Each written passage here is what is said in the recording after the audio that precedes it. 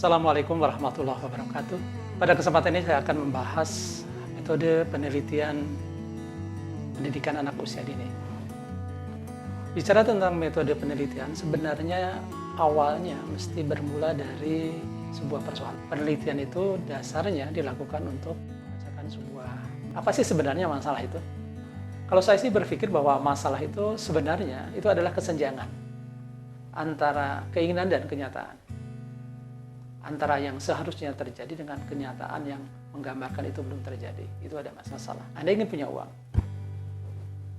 Faktanya, di saku Anda tidak ada uang. Anda resah, ya karena tidak sesuai antara keinginan dan kenyataan. Anda ingin punya uang. Di saku Anda ada uang. Di tabungan ada uang. Apakah Anda merasa punya masalah? Dalam hal Anda haus, ingin minum. Tidak ada air. Masalah bagi Anda. Anda ingin minum, airnya ada, tidak ada masalah bagi Anda. Silakan tinggal diminum saja kan. Jadi inti masalah itu ada di situ. Keuangan. Dasolen dengan dasein, antara sesuatu yang harusnya ada dengan sesuatu yang faktanya tidak ada. Itu masalah. Oke, saya konkretkan untuk pendidikan anak usia dini. Teman-teman kita, guru PAUD yang mengajar, salah satu ukuran dari guru PAUD adalah dia punya target capaian yang seharusnya dicapai oleh anaknya. Misalnya, anak memiliki kepercayaan diri untuk tampil di depan kelas, di muka umum. Anak memiliki keberanian dan kepercayaan untuk berbicara di hadapan guru dan orang tuanya. Faktanya, anak ini pemalu. Ingin sih berbicara, tapi kelihatan tidak berani, tidak percaya diri. Berarti kan ada kesenjangan antara yang seharusnya percaya diri dengan tidak percaya diri. Bagaimana cara mengubah karakter anak yang tidak percaya diri menjadi percaya diri? Ketika dia berpikir seperti itu, maka dia sedang berpikir memecahkan masalah. Kira-kira kalau Anda menjadi guru PAUD menemukan masalah seperti itu, apa yang Anda lakukan? Mikir sendiri. Menduga-duga. Membuat program berdasarkan hasil dugaan. Itu pendekatan non-ilmiah. Nanya ke rekan yang sudah jadi sarjana, nanya kepada yang senior, Bu, kalau begini bagaimana cara membuat anak percaya diri? Teman kita itu menjawab begini. Anda kerjakan. Ini juga pendekatan yang semi ilmiah. Nah, pendekatan yang ilmiah adalah lakukan penelitian dengan cara Ibu cari literatur, Bapak Ibu cari literatur, bagaimana meningkatkan kepercayaan diri anak, kompetensi sosial anak usia dini itu berdasarkan teori, kemudian rancanglah treatment untuk mendidik anak tadi supaya percaya diri. Salah satu contohnya misalnya ya, hidup dalam kelompok, baca buku tentang, katakanlah menemukan buku cooperative learning, bagaimana pembelajaran kooperatif. Setelah dibaca dapat esensi bahwa anak ini idealnya mereka mesti bersosialisasi. Ketika dalam kelompok besar belum mampu, ternyata ada temukan teknik berkelompok dalam kelompok kecil. Masih juga belum berani dengan temannya saja, sahabatnya berdua anak dikondisikan supaya bisa ngobrol, berani ngobrol. Setelah dia biasa ngobrol berdua, ditambah temannya berkelompoknya menjadi 3 orang. Punya keberanian berbicara dengan 2 orang temannya atau bertiga dia berbicara. Ngobrolnya. Setelah punya keberanian lagi, dia berkomunikasi dalam kelompok yang lebih besar. 4 orang, 5 orang. Pada suatu waktu, dengan tahapan dan prosedur yang bisa dipertanggungjawabkan, mudah-mudahan anak itu bisa berani tampil di depan kelas, di hadapan 20-30 orang lain, guru dan teman-temannya. Nah, ketika diperoleh konsep seperti itu dari sebuah teori, dan Anda yakini benar, itu sebenarnya kan Anda baru hipotesis bahwa pendekatan kooperatif learning mampu meningkatkan kepercayaan diri anak yang tadinya tidak percaya diri berbicara di muka umum menjadi punya keberanian berbicara di muka umum. Baru hipotesis. Kalau itu kemudian dipraktekkan, dilakukan secara teliti, dicatat secara teliti data-datanya, kemudian dianalisis, sampai pada kesimpulan, oh iya benar, cara seperti ini ternyata mampu meningkatkan keberanian. Memang anak tidak sampai berani berbicara di depan kelas, tapi dia sudah mampu berkomunikasi dengan orang tua dan gurunya, atau dengan teman-temannya ketika dia punya persoalan.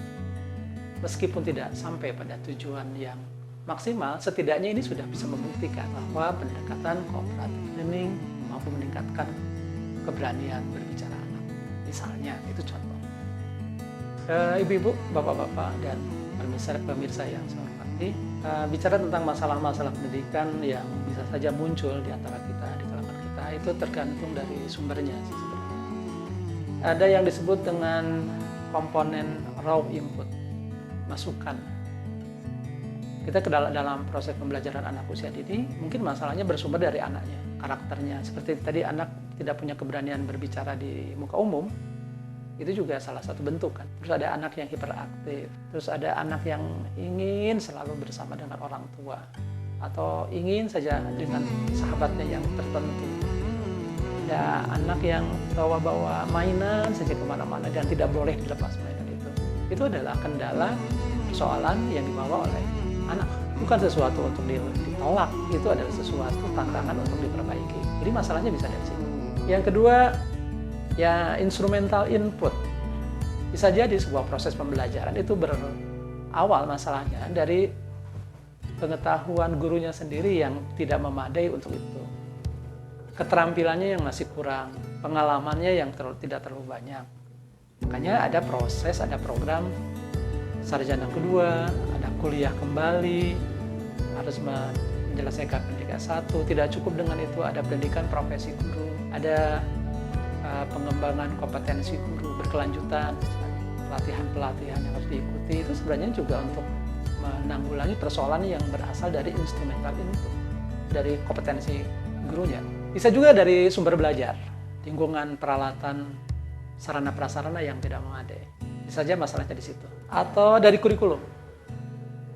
Makanya sekolah yang bagus, selain gurunya yang bagus, sarana dan prasarana yang memadai, kurikulum yang bisa dipertanggungjawabkan yang sesuai dengan perkembangan zaman. Makanya penting para guru dan kepala sekolah mengikuti pelatihan-pelatihan kurikulum untuk bisa memperoleh temuan-temuan baru dari hasil penelitian untuk meningkatkan kinerja proses pendidikan. Penelitian itu untuk meningkatkan kinerja siswa.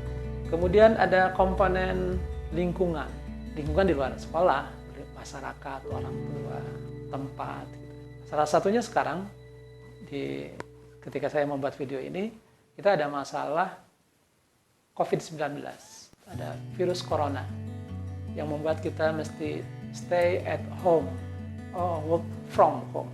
Oke ya, Bapak-bapak, Ibu-ibu, pemirsa yang saya hormati, sekarang kita akan membahas tentang kelayakan masalah. Masalah seperti apa sih yang layak kita ambil dan kita selesaikan? Saya akan fokuskan dulu untuk teman-teman kita mahasiswa yang ingin menyelesaikan kuliahnya, yaitu menyusun skripsi. Agak berbeda menyusun skripsi dengan penelitian secara umum biasa. Kalau penelitian skripsi itu ada batas waktunya. Biasanya 6 bulan, 1 semester proses penelitian menyusun skripsi itu. Ada sih yang 1 tahun, tapi itu yang menggunakan perpanjangan waktu saya kira. Oke, masalah apa sih yang layak kita pilih untuk penelitian untuk skripsi? Yang pertama, penelitian kita ini harus bermanfaat bagi dunia pendidikan. Penelitian ini harus bermanfaat bagi dunia pendidikan kita. Mesti signifikan, berpengaruh.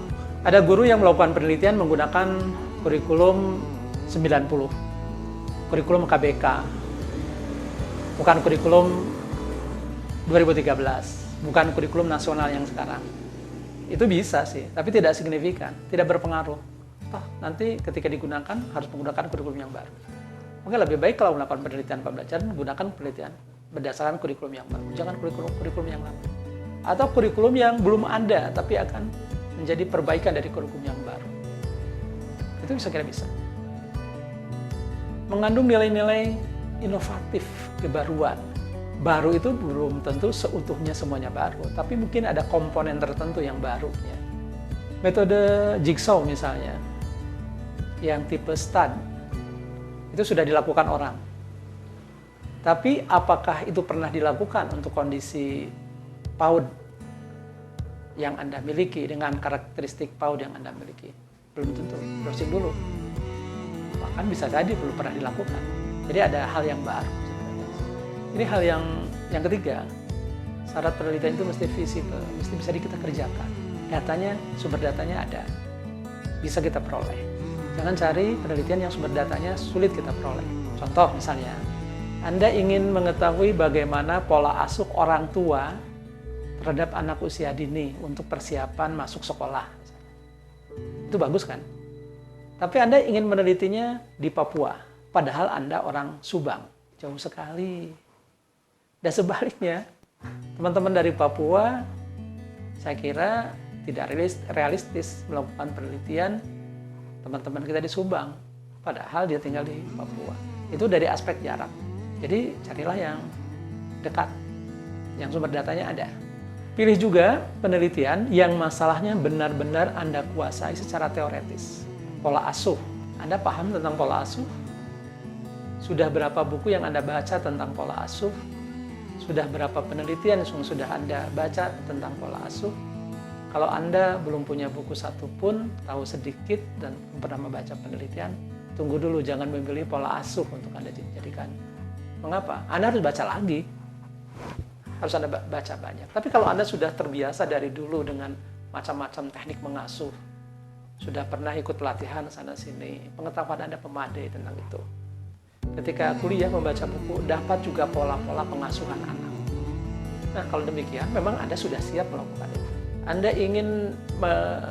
Anda tertarik misalnya, ingin melakukan penelitian bagaimana pembelajaran dengan daring, sesuai dengan kondisi yang sekarang, di PAUD Anda, dengan menggunakan salah satu aplikasi yang sekarang ramai, Zoom ya. Anda sendiri belum pernah coba, agak gaptek. Ini persoalan. Harus diatasi persoalan itu, tapi dengan menyusun skripsi dengan batas waktu 6 bulan, itu cukup tidak untuk itu. Ini pertimbangan yang harus Anda pikir. Dan yang terakhir, mesti etis. Etis ini tidak melanggar norma-norma. Untuk bagian ini saya yakin pemirsa tidak akan melakukannya. Contoh ya, penelitian yang menurut saya tidak etis. Secara metodologis dan akademis bisa sih. Ada masalah anak kurang konsentrasi dalam belajar. Kemudian Anda berpikir bagaimana cara meningkatkan konsentrasi. Kemudian ingat pengalaman dulu guru kita bahwa garis atau bambu atau lidi yang digunakan untuk memukul. Nah, Anda ulangi itu dengan kurang lebih masa rumusan pendidikannya jadi begini. Penggunaan mistar dan lidi untuk meningkatkan konsentrasi belajar anak. Bahaya itu. Karena ada proses kekerasan dalam kelas, tidak etis. Bisa dicoba, tapi itu udah masa lalu. Sekarang masanya tidak seperti ini lagi. Masanya sudah tidak seperti itu lagi. Baik, pemirsa yang saya hormati, kita sudah bicara panjang lebar ya. Penelitian itu adalah sebuah proses. Sebuah proses berupa upaya untuk mengumpulkan data, mengolah data, menafsirkan data untuk memecahkan masalah. Masalah itu sendiri pada hakikatnya adalah kesenjangan antara dasolen dan dasain, antara kenyataan dan keinginan. Antara keinginan dan kenyataan. Bagaimana cara mempertemukan supaya keinginan dan kenyataan jadi satu, tidak ada lagi masalah? Secara ilmiah ada dua cara yang dilakukan. Yang pertama dengan mencari jawaban teoretis. Setelah itu, jawab secara empiris dengan melakukan pengumpulan data di lapangan, diolah, ditafsirkan untuk menjawab itu. Untuk selanjutnya, pemirsa yang saya hormati, dengan dasar informasi atau tutorial tadi, coba diidentifikasi teman-teman Bapak Ibu di rumah, di sekolah masing-masing. Coba silakan dirasa-rasakan masalah apa yang terkait dengan pendidikan anak usia dini. Tidak ada pertemuan di kelas sehingga pembelajaran mesti jarak jauh. Itu jadi masalah. Satu, ketika itu dilakukan, kita sudah menguasai aplikasi dan punya gadgetnya. Siswa kita dan orang tua kita tidak menguasai. Silakan dicatat juga. Anda juga mengamati ada anak yang gagal berkomunikasi, bersosialisasi di kelas karena sikap orang tuanya yang menurut Anda secara ilmiah itu keliru. Silakan persoalan-persoalan itu diidentifikasi, itu berupa masalah, kemudian Anda coba cari jawabannya, Anda berikan kepada saya, bisa melalui chatting, bisa menggunakan WA, bisa juga Anda tulis di YouTube ini. Kemudian nanti akan saya buat lagi video tutorial untuk menjawab dan menanggapi aneka masalah itu. Pada kesempatan yang akan datang, saya akan sampaikan macam-macam metode penelitian. Metode penelitian ini adalah cara bagaimana melakukan penelitian sehingga diperoleh data yang bisa menjawab masalah.